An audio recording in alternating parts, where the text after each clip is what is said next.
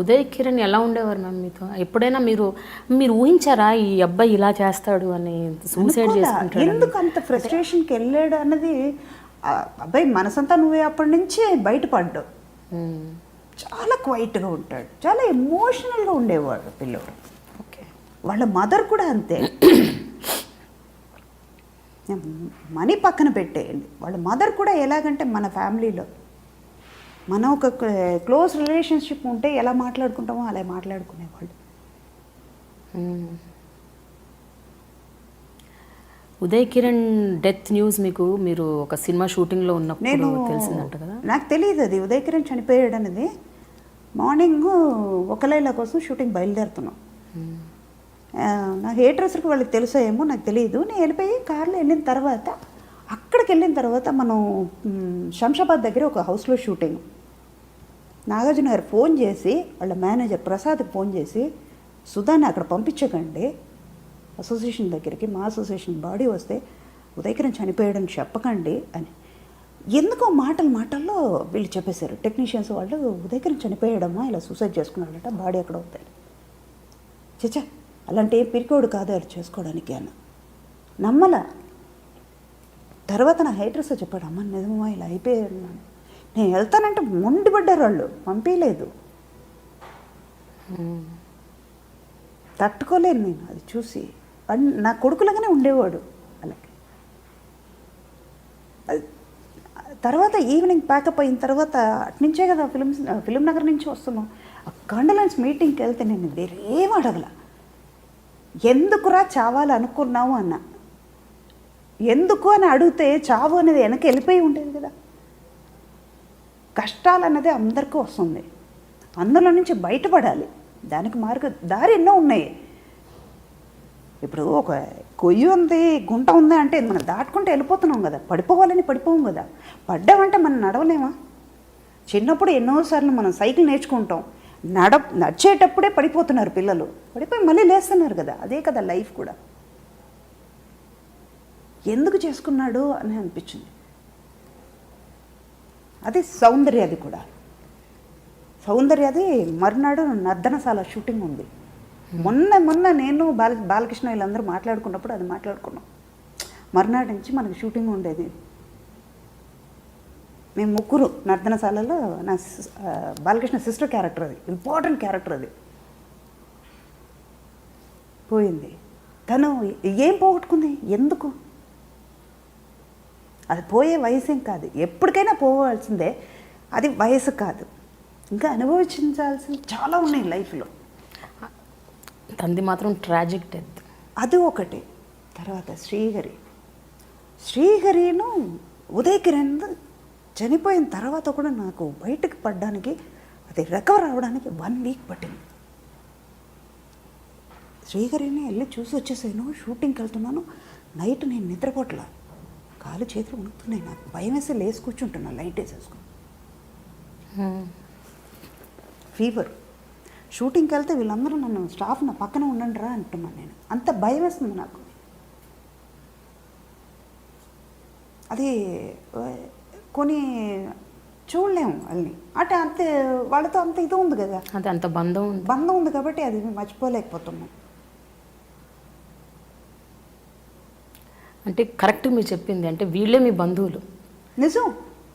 వీళ్ళతో పాటు ఉండి వాళ్ళతో తిరిగి, వాళ్ళతో వర్క్ చేసి, వాళ్ళతో మాట్లాడి, వాళ్ళతోనే మీరు మమేకం అయిపోయారు. ఆ బంధం అంత గట్టిది కాబట్టి ఇవాళ మీరు ఇంత కన్నీళ్ళు పెట్టుకుంటున్నారు. అంటే మీ మదర్ గురించి చెప్పినప్పుడు కూడా మీకు కన్నీళ్ళు ఇలా ధారగా రాలేదు. మీరు బాలచందర్ గారి గురించి చెప్తున్నప్పుడు, ఉదయ్ కిరణ్ గురించి చెప్తున్నప్పుడు యు బికమ్ మోర్ ఇమోషనల్. అంటే తల్లి మీకు జన్మనిచ్చి ఉండొచ్చు, బట్ వీళ్ళందరూ మీకు దే వాక్డ్ విత్ యూ. ప్రతి అడుగులో వాళ్ళు ఉన్నారు. మా మదర్ కంటే నాకు వీళ్ళతో ఎక్కువ టైం స్పెండ్ చేశాను నేను. నా కూతురు చిన్నప్పుడు 5 years హోలీ పిక్చర్కి నేను కేరళకి వెళ్తే ఉదయ్ కిరణ్ నా కూతురు ఆడుకునేవాళ్ళు, అన్న చెల్లెలని. వాడి హీరో, ఎవరో ఆ క్యారెక్టర్ ఆర్టిస్ట్ వాళ్ళ కూతురు, వాళ్ళతో ఎందుకు అని వాడు అనుకోలే. అక్కడ రూమ్కి వచ్చి పక్కన రూమ్ అయినా కూడా, మమ్మీ నేను చెల్లిని తీసుకెళ్తా అని తీసుకుని వెళ్ళి కింద కూర్చోబెట్టుకుని ఆడుకునేవాడు. తనకి ఏమన్నా చాక్లెట్ కావాలంటే ముందు ఉదయ్ అన్న నాకు 1 రూపీ ఇవ్వు అని ఉదయ్ కిరణ్ రాగానే సెట్కి రాగానే ముందు ఉదయ్ అన్న దగ్గరికి వెళ్తానని ఉండేది. తను ఎంత బాధపడింది.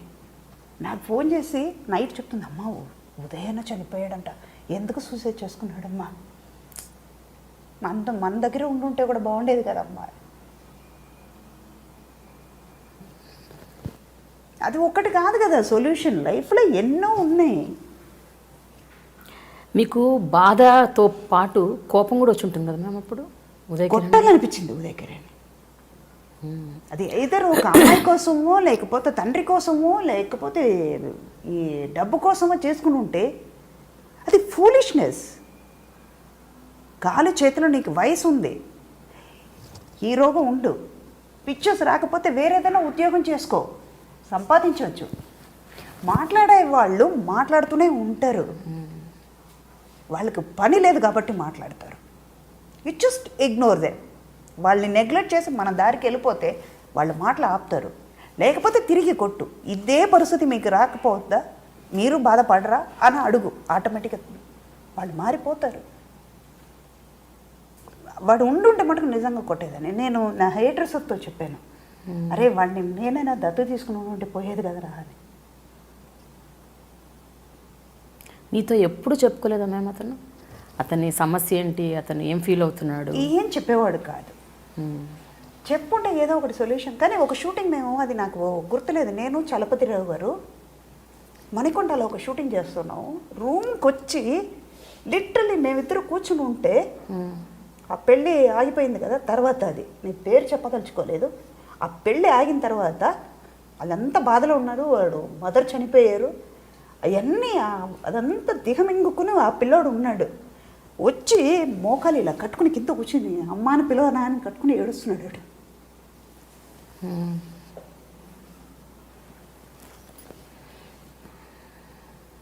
అంటే వాడి మనసు ఎంత శోభించిపోయి ఉంటాడు లోపల వాడు. అంటే వాడు పొజిషన్లో ఉండి ఆలోచిస్తే వాడు చేసింది కరెక్ట్ ఏమో అని అనిపిస్తుంది. ఎందుకంటే ఎవరికి సమాధానం చెప్పక్కర్లేదు కదా. నేను పోయాను, నాతో పోతుంది, పోయిన తర్వాత ఎవరు ఏం బాధపడినా నాకు అవసరం, అదే అనవసరం, అది నేను చూడట్లేదు కదా అని అనుకునేవాడేమో. కానీ అది కొన్ని వీళ్ళు మాత్రం నాకు, మిగతా వాళ్ళు ఎంతోమంది మన కోస్టార్స్ పోతూనే ఉన్నారు, అవన్నీ పెద్దగా నాకు ఇంపాక్ట్ పడాలి. ఇది బాగా రియలీ మ్యామ్. అంటే మీరు అదే కేవలం ఒక అమ్మలాగా నటించటం కాదు, నిజంగా మీరు అమ్మాయి ఉన్నారు వాళ్ళకి, అందుకనే మీరు అంతగా మీకు అంత అటాచ్మెంట్ మీకు అయిపోయింది వాళ్ళతో. అది కొంతమందితోనే వచ్చింది ఆ అటాచ్మెంట్. ఇదే ఇప్పుడు ఉన్న వాళ్ళతోనే నేను వర్క్ చేస్తున్నాను, కానీ ఏ అటాచ్మెంట్ రావట్లేదు కదా నాకు. అది ఎందుకు రాలేదు, వాళ్ళ మీద తప్పులేదు, నా మీద తప్పులేదు, అది ఎందుకో రాలేదు. అయితే ఒక విషయం మీలో ఒక ఫ్లిప్ సైడ్ ఉంది, అదేంటంటే మీరు సెట్లో ఉన్నంత సేపు అల్లరి చేస్తుంటారట. క్యారెక్టర్ మాత్రం అమ్మ క్యారెక్టరు, అక్కడ వేషాలు బుద్ధులు చేసే పనులు మాత్రం చిన్న పిల్లల్లాగా అల్లరి చిల్లరిగా నవ్వుతూనే ఉంటారంట కదా 24/7. మరి క్యారెక్టర్లోకి వెళ్ళిపోయి సీరియస్ అయిపోతారు. అప్పటి వరకు అది క్యారెక్టర్, అది డైరెక్టర్ ఏమంటారు అందరూ కొంచెం చాటర్ బాక్స్ కాస్త ప్రొడ్యూసర్ డబ్బు ఇస్తున్నారు, దానికోసమే న్యాయం చేయాలిగా. చేయాలి. మామూలుగా ఆఫ్ స్క్రీన్ అయితే కొంచెం కాస్త సైలెంట్గా ఉంటావా అని అడుగుతారా మిమ్మల్ని? అట్లా ఏమంటారు? నవ్వు మొదలుపెట్టింది ఈవిడ ఆపదు. ఓకే. ఎప్పుడైనా సెట్లో నవ్వడం మొదలు పెడితే అది 40 టేక్ కాదు, 50, 60, 100 కూడా వెళ్ళిపోతుంది. నవ్వు ఆగదు నాకు. అదే సిల్లీ రీజన్స్కి నవ్వు వచ్చేస్తుందా? ఏం ఉండదు అక్కడ, అదే గుర్తుకొస్తుంది మైండ్లో, నవ్వేస్తా. అది 5 hours అయినా కూడా వాళ్ళు అంతే కష్టపడాల్సిందే. మీరు ఒక్కరే నవ్వుతారా? అందరినీ నవ్విస్తుంటారు? అందరూ నవ్విస్తూ ఉంటాను అన్నమాట. కానీ మనం మాత్రం నవ్వుతే పిచ్చోళ్ళు అనుకోరు.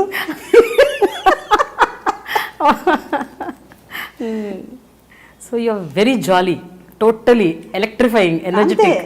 అంటే మనతో మాత్రం మనం మాత్రం ఛార్జ్ పెట్టుకుంటే ఎలాగా? ఈ ఛార్జ్ అందరితో స్ప్రెడ్ చేస్తేనే కదా అందరూ అలర్ట్గా ఉంటారు కదా. Correct correct right. ఇప్పుడు ఒక ప్రొఫెషన్ మన ఈ సెట్లో ఉన్నాం, ఒక 10 మంది ఉన్నాయి, ఎవరికి వాళ్ళ టెన్షన్ ఉంది, వాళ్ళ ప్రాబ్లం వాళ్ళే సాల్వ్ చేసుకోవాలి. ఉన్న 10 నిమిషాలు ఎందుకు ఏడుస్తూ మొహమ్మని పెట్టుకొని ఆ 10 నిమిషాలైనా మర్చిపోతాం కదా. ఎందుకు ఉంది ఆ టెన్షన్, అక్కడికి వెళ్ళిన తర్వాత మనం చూడాల్సిందే. ఇంటికి వెళ్ళిన తర్వాత ఆ బాధలు ఉన్నాయి, అది పోదు. నువ్వు ఇక్కడ బాధపడ్డది ఇక్కడ కూడా బాధపడి అక్కడ బాధపడి ఎందుకు, అదంతా బ్యాటరీ ఛార్జ్ అవుతూ ఉంటుంది కదా, మర్చిపో. మీరు హిందీ సినిమాల్లో ఎన్ని సినిమాలు చేశారు? 2 చేశాను. అవి కూడా ఏమన్నా మంచి ఆడాయా సినిమాలు? సూపర్ హిట్ అయింది. Gang Leader Hindi, okay. Aaj Ka Goonda Raj same, అది కూడా పెద్ద డైరెక్టర్ పెద్ద ప్రొడ్యూసర్, ఎన్ఎన్సిపి, అది కూడా డబుల్ పేమెంట్, హిందీ కదా. పిన్షెట్టి రవిరాజ గారు సేమ్ క్యారెక్టర్, చిరంజీవి గారు అంటే హీరోయిన్ మారింది, సేమ్ క్యారెక్టరే చేశారు. ఆజ్కా గుండారాజ్ పెద్ద హిట్ అక్కడ. తర్వాత రామ్ గోపాల్ వర్మ గారు ప్రొడ్యూసర్, ఈ నివాస్ డైరెక్షన్లో మణి చేసాం. మణియా, ఓకే. ట్వింకిల్ కన్నా మాధవ్, భరణి గారు, నేను. అది ఏంటంటే నాకు తెలుగు ఎప్పుడు ఒకప్పుడు అక్షరం ఒక్క రాదు, అలాగే హిందీ. నేను హిందీ మాట్లాడడం మొదలు పెడితే హిందీ వాళ్ళు వచ్చి దండం పెట్టేసి, అమ్మ దయచేసి నువ్వు మాట్లాడుకో అనే హిందీ అది. అందుకే నేను హిందీ నేర్చుకోలే. అక్కడికి వెళ్ళిన తర్వాత అది కూడా ఎలా మార్చారంట, నా వల్ల నేను హిందీ మాట్లాడలేను కానీ తెలుగు మిక్స్డ్గా మాట్లాడుతూ ఉంటాను అనమాట. ఎట్లా చెప్పండి ఒకసారి. సుధాజీ ఆప్కా హాల్ కైసే హై? ఈ మిక్సీ ఖరాబ్ అయిపోయింది, అది చూడు. ఇలా మాట్లాడే హిందీ ఖరాబ్ అన్నది హిందీ, మిక్సీ ఇంగ్లీష్. గబ్బర్ సింగ్ లో ఒక కామెడియన్ ఉంటాడు అందులో, మీరు చూసారా గబ్బర్ సింగ్ సినిమా? అందులో జరా నిద్రమే ఆకే అలాగే హిందీ. అదే చెప్తున్నాం కదా, నా డ్రైవర్ ఇంతకీ పాత డ్రైవర్ శంకర్ అని, వాడు వారణాసి. చిన్న ఇన్సిడెంట్, నా హిందీ ఎలా ఉంటుందని దీన్ని బట్టి మీరు అర్థం చేసుకోండి. షూటింగ్ బయలుదేరుతున్నాం, అరే గేట్ నికాల్దరా అన్న, గేట్ నికాల్దో నవ్వుతున్నాడు. ఎందుకురా నవ్వుతున్నామంటే, అమ్మ మధ్యాహ్నం మనం ఇంటికి వచ్చేటప్పుడు గేటు ఉండదు అన్నాడు. ఎందుకురా అని, మీరు నికాల్దో అన్నారు కదమ్మా అన్నాడు. అప్పటి నుంచి మనకి తెలియని భాష, సంబంధం లేని మాటలు వద్దు అని నేను మానేసా. గేట్ నికాల్దో ఏంటి మ్యామ్, మరి మీరు మరి నాకు రాదు కదా, ఏదో మాట్లాడాలని. ఓకే ఓకే, బాగుంది మీ హిందీ. అలా హిందీలో 2, కన్నడ అలాగే ప్రకాష్ రాజ్ చెప్పారు. అది యాక్చువల్గా ఏంటంటే సుమిత్ర గారు చేయాల్సిన క్యారెక్టర్. ఆవిడేమో లాస్ట్ మినిట్లో అడ్వాన్స్ తీసుకుని డేట్స్ కుదరలేదు చేయలేనని చెప్పేశారంట. అడ్వాన్స్ తిరిగి ఇచ్చేశారు. ఇమ్మీడియట్గా ఎవరో ఒక ఆర్టిస్ట్ చేయాలి మదర్ క్యారెక్టర్. రాజ్ కుమార్ సనిల్ రామ్ కుమార్ది, తను అది కూడా మంచి క్యారెక్టర్. అది చేయాలి ఎవరు అంటే వెంటనే ప్రకాష్ రాజ్ నేను చేస్తూ ఉన్నాం. ప్రకాష్ రాజ్ ఆ డైరెక్టర్ ముందు పిక్చర్ చేసినట్టున్నారు. తనకి ఫోన్ చేసి అడిగారంట. నేను తిరుపతిలో షూటింగ్లో ఉన్నా.